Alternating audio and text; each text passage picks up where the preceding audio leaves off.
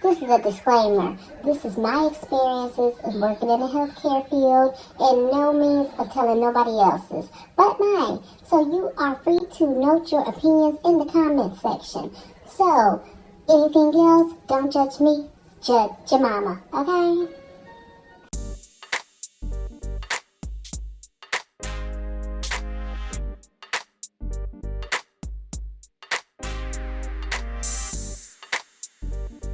What is up? What is up, Chus? What is happening, my baby? What a top. It is your girl, your favorite Chus, back here. So, I am going to talk about seasoned nurses. Okay, so I have to put some gum in my mouth because my mouth is a little dry right now. So, if you don't like smacking, I don't know what to tell you. So, if I smack, I apologize, but my mouth is dry. So, anyways, I wanted to have a conversation. This is not like this is experiences I've been having through me being a nurse assistant. So I want to talk about seasoned nurses, and sometimes, I might leap into new nurses as well. So, and the seasoned nurses, I'm not talking about all in a whole. I'm not putting everybody in the box, but I'm talking about certain seasoned nurses that has been nurses for 30, 40 plus years. Not in current, 20 after, but I'm talking about 30, 40 plus, okay? So, you've been a seasoned nurse that long. I congratulate you. You got longevity. Okay, I got you. But when certain stuff go down, when some of them don't feel like doing anything, that's where they feel like I have skates. I have my skates on, okay?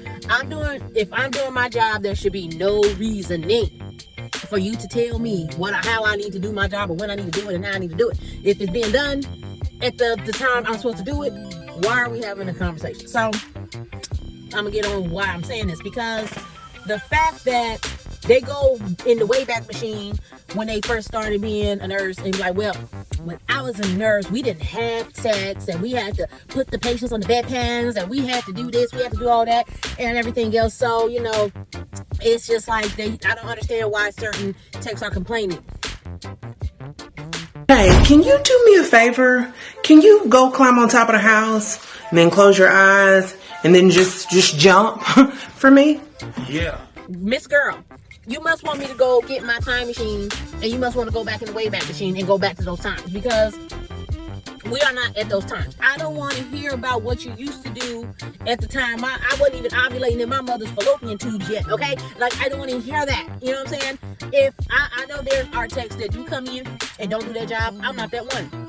I come in, I do my job every day that I work, okay? So, but if you see me doing something, and then you tell me, oh, you're supposed to do this at a certain time. If you know it's coming close to time, and you see I am busy, because we do vitals, we take people to the bathroom, we do our stocking, we do all that stuff, and we have a minimum where I'm at 12 patients. Other places I went to that I worked at, I have 14 to 20 patients where I'm doing vitals and all that stuff, where it gets to the point where I'm done with the first round. It's almost time to do the second round, okay? And then you have nurses calling, well, it's supposed to be done and you didn't do it.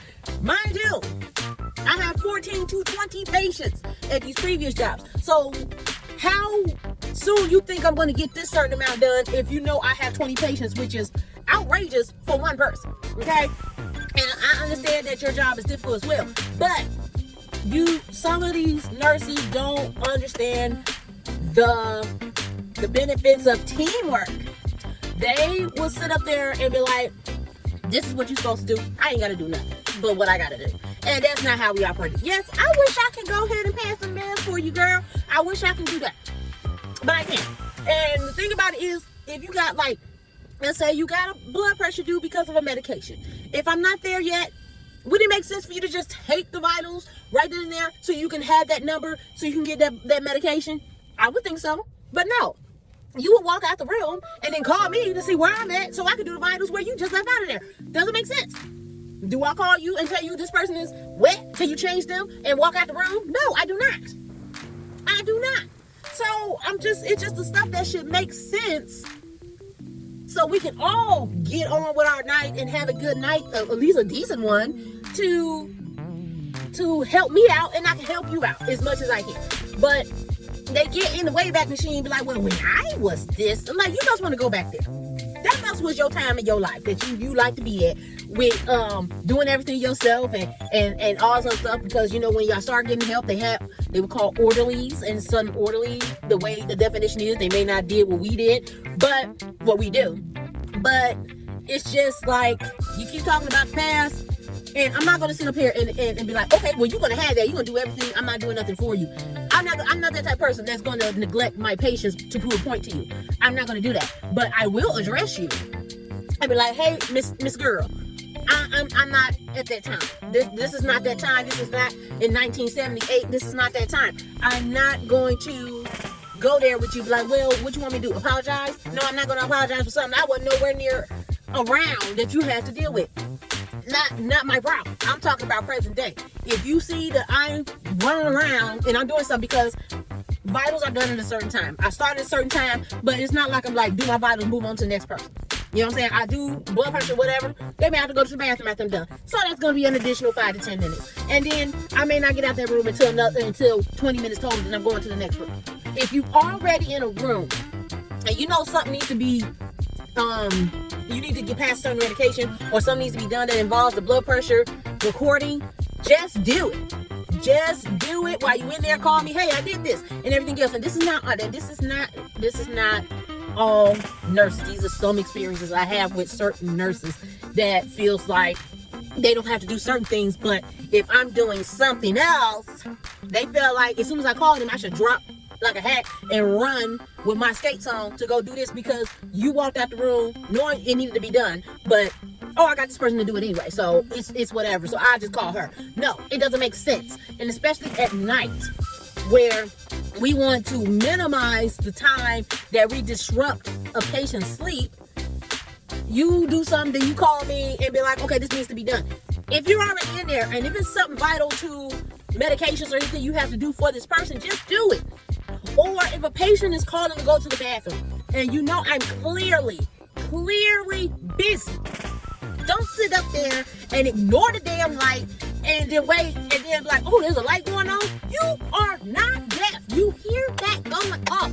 You clearly see me, because we have like these buttons on our uniforms that will signal a light that sits on the side of the outside of each room. Ours is yellow, the nurses is green. So if you see my light on signaling at a certain amount of time, obviously I've been in there for a minute, so check on me. Or if somebody's calling for something, just see what the hell they want. Don't have them wait, so then when I get up in there, they pissed off at me because I have not seen them, and then I'm like, you've been sitting here this whole time and you just wait till this person get pissed off? Like, that pisses me off, because you are making my life at this current time worse, because you don't want to go, oh, I don't want to see what this patient wants or whatever. Some people do have that attitude and everything else. I have bad days too, but I'm not going to sit up there and ignore a patient. If they need something, I have to do it. It is what it is. They are there for our help, so we are obligated to help them. So it's once they get back in their wayback machine, I had to bring them back to the present day. Like, nope, come back. We are not there. We are not there, sweet pea. We are in current day, okay? And then with some of the new nurses, I'm gonna check on that for just a little bit.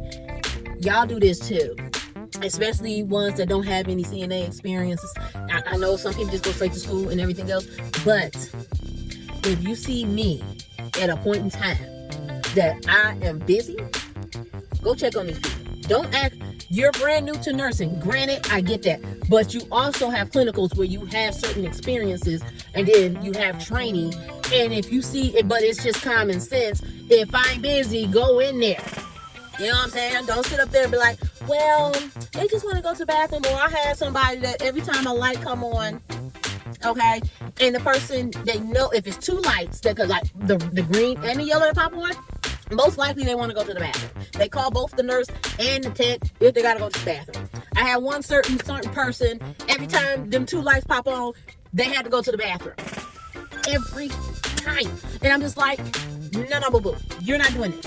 We're not doing this. So there was a couple times I had to check this person, like, oh, that light went off? Oh yeah, you got to go get that, because it seems like your bladder is about the size of a sweet pea because every time it just signals somebody gotta go, you gotta go. So you gonna go in there and do that. Especially when it's close to time for me to go on break. No. So you can go to the bathroom and you can take this person to the bathroom too. Because I'm about to go on break. I'm not about to disrupt my time where I know this is your habit that you're developing as an excuse, maybe an excuse not to do something. No, we're not doing that. Or the new nurses, they'll sit up there, a patient has to get up and go to bed, they're in a chair, they will sit up there, oh, let me get the tech. Like, I understand if you getting me to help you. But if you getting me just to get this person up and you like, okay, thanks, you got it. No. You call me to help you. We gonna do this together, poo-poo, because we're not starting habits for you to call me to help you get a patient up where technically you just wanted me to get a patient up by myself. Like, I just got all the strength in the world, baby. And you're like, oh, okay, well, here's the tech. Okay, I'll talk to you and I'll come get your medicine. No. You're gonna be right here. You're gonna help me get this patient up. Point blank in the period. So you just have to let these new nurses and these old nurses know, and I'm like I said, some, not all, that you have 2 hands and 2 feet. So if I'm currently busy, you need to help me out. Otherwise, we're gonna have problems all night. We're gonna have problems all night because I'm not about to stress myself out to try to get to all 12 of my patients. That's the current limit I have in my job.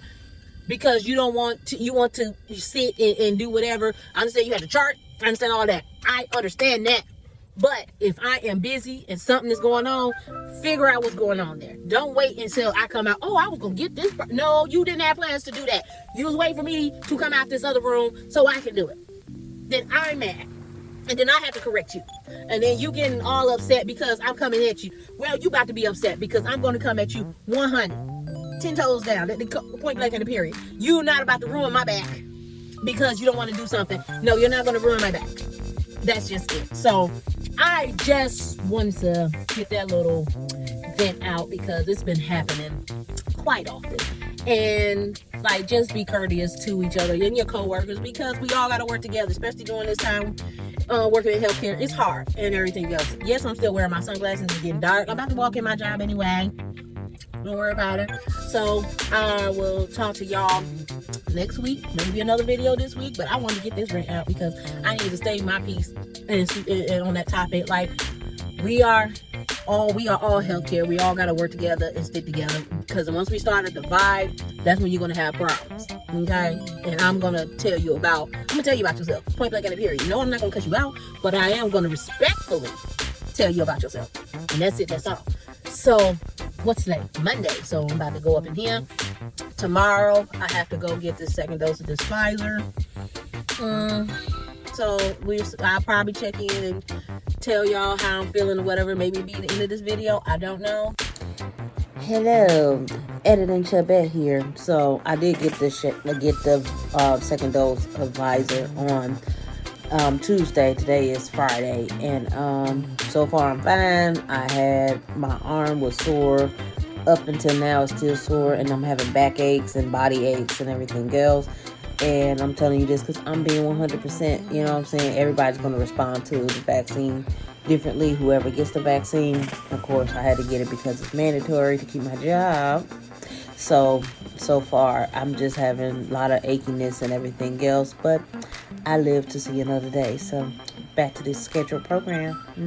No, or it probably be a little short. So I'll let y'all enjoy the rest of y'all Monday evening because Mondays is always difficult to get the day going and my night. So I will talk to y'all later. And I don't have to tell y'all what you need to do. I'm gonna put it at the bottom of the screen. And everybody have a good night. And you know what I say? Stay true, stay you, and I holler back at you. Whoa.